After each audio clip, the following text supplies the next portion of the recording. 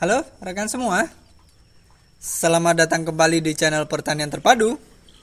Jangan lupa ya dukungannya, like, comment, share, subscribe channel Pertanian Terpadu. Rekan peternak semua, beternak ayam kampung, khususnya ayam kampung biasa dengan sistem tradisional, paling enak ya kalau kita tinggal di daerah pedesaan. Pedesaan memiliki potensi yang sangat besar dalam mendukung jenis usaha peternakan, bahkan untuk jenis usaha ternak ayam sekalipun. Di desa banyak menyimpan potensi sumber daya pakan yang bisa dimaksimalkan untuk usaha ternak ayam kampung biasa.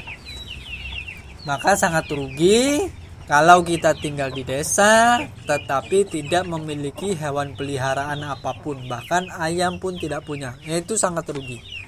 Nah, mengingat hal tersebut, rekan semua, kali ini secara khusus kita akan membahas potensi-potensi yang ada. Potensi pakan alternatif yang bisa dikembangkan untuk jenis ternak ayam kampung biasa. Kita akan membahas deretan tumbuhan yang mudah ditanam dan bagus untuk dijadikan bahan pakan alternatif bagi ayam-ayam yang kita pelihara. Tapi ingat rekan semua, di garis bawahi ya, bagus di sini tentunya tidak untuk dibandingkan dengan pakan pabrikan, karena bagaimanapun yang namanya pakan alternatif biasanya kalau diukur dari kualitas dibandingkan dengan pakan pabrikan tentu lebih rendah.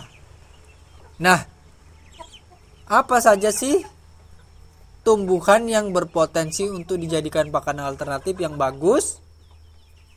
Kita bahas secara langsung. Tanaman pertama adalah tanaman talas.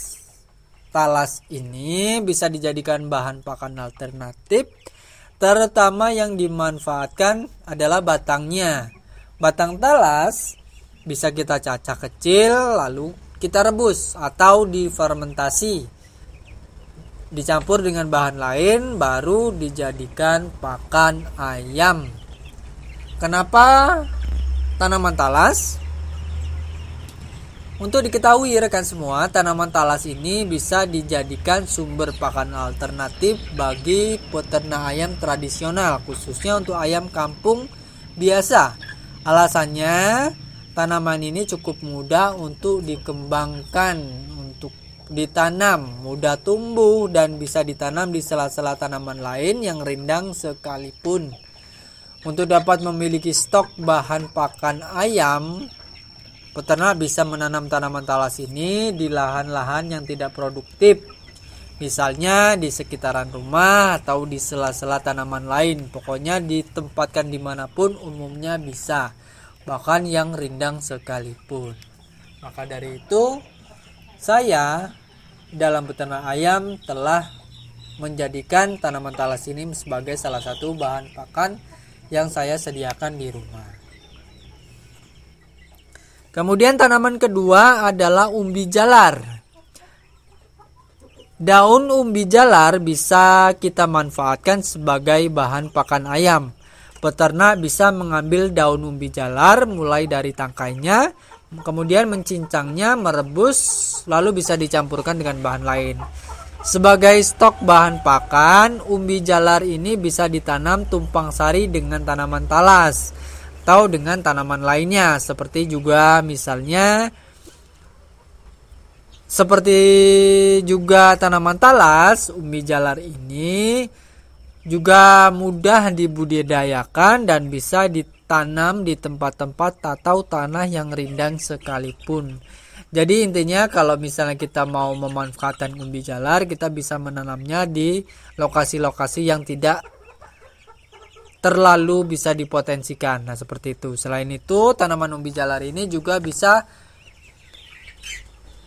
cepat tumbuh, cepat banyak, sehingga cocok untuk dijadikan stok untuk bahan pakan alternatif yang kita butuhkan. Kemudian ada lagi yang ketiga adalah tanaman pepaya. Kalau untuk pepaya ini kita bisa memanfaatkan baik itu daun maupun buah mudanya. Buah pepaya muda bisa dimanfaatkan untuk campuran bahan pakan ayam yang biayanya cukup murah, karena tentu bisa ditanam sendiri. Nah, pepaya muda ini bisa diparut terlebih dahulu, kemudian direbus atau disiram air panas lalu dijadikan campuran pakan. Untuk stok bahan pakan, tanaman ini cukup bisa diandalkan, mengingat tanaman ini tidak perlu perawatan khusus agar bisa berbuah.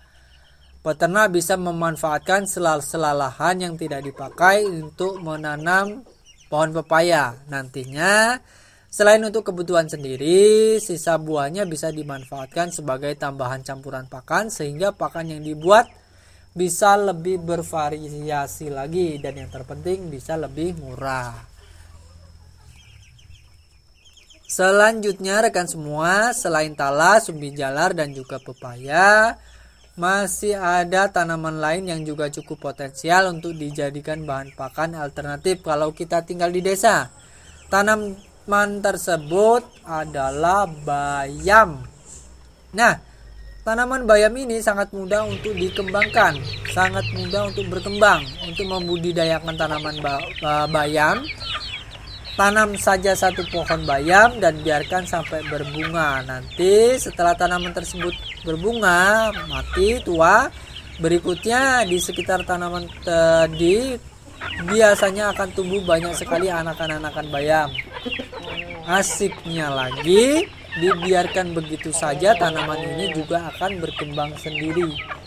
Nah, daunnya saja cukup lebat dan cepat banyak. Tentu ini sangat cocok untuk dijadikan bahan hijauan untuk tambahan pakan alternatif pada ayam yang kita pelihara. Kemudian yang terakhir rekan-rekan semua, masih ada lagi alternatifnya. Untuk yang tinggal di dekat daerah persawahan, mungkin bisa mendapatkan akses untuk dua tanaman ini, yaitu kangkung sawah dan enceng gondok.